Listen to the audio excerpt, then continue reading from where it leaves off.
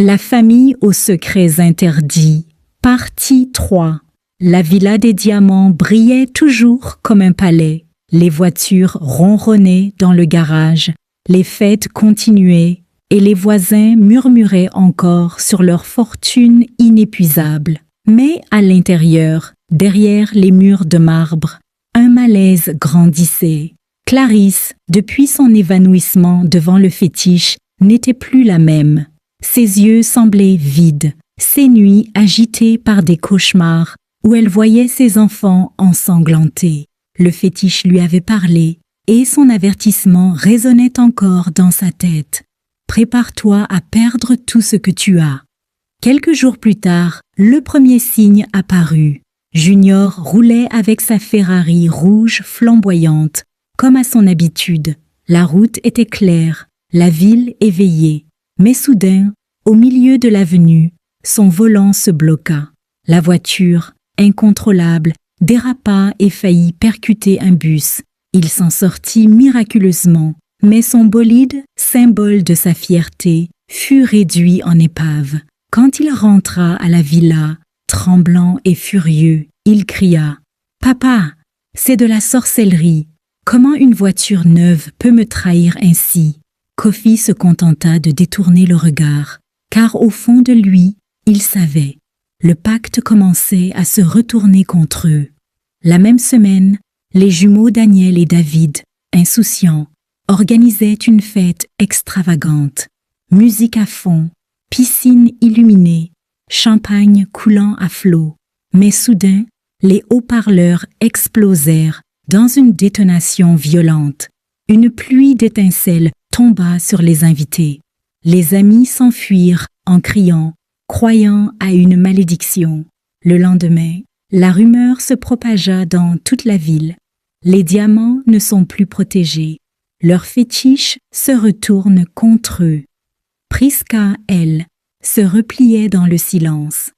Depuis qu'elle avait découvert la vérité, elle n'avait plus confiance en ses parents. Elle priait en secret dans sa chambre, demandant à Dieu de la protéger. Une nuit, elle rêva que le fétiche avançait vers elle, ses yeux rouges brûlants, et qu'il murmurait « Ton sang est à moi ». Elle se réveilla en sursaut, en larmes, persuadée que sa vie était en danger. Pendant ce temps, les affaires de Kofi commencèrent à s'effondrer.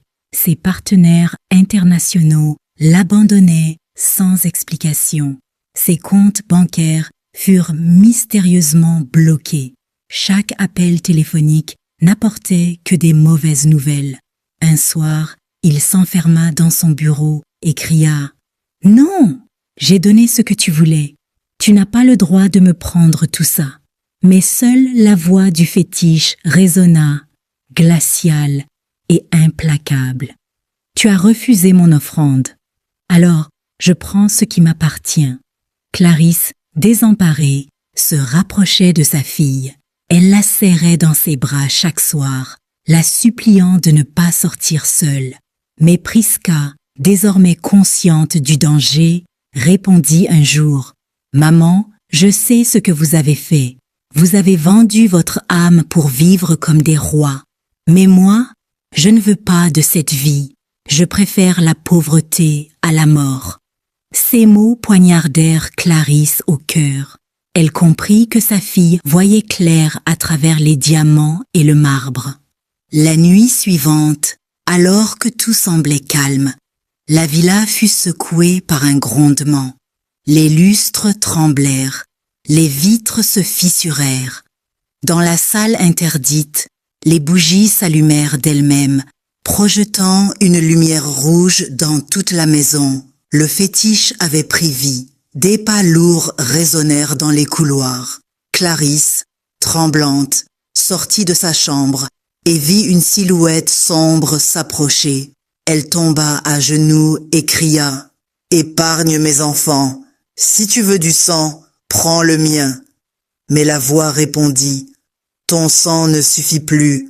C'est celui de la Vierge qui me revient. » La famille entière fut réveillée par des cris et des bruits étranges.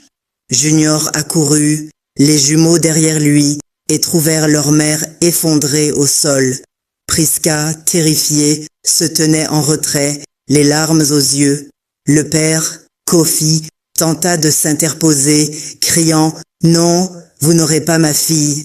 Mais déjà, une ombre rouge avançait dans le couloir, prête à réclamer son dû. Quand on pactise avec les ténèbres, elles ne rendent jamais ce qu'elles ont donné.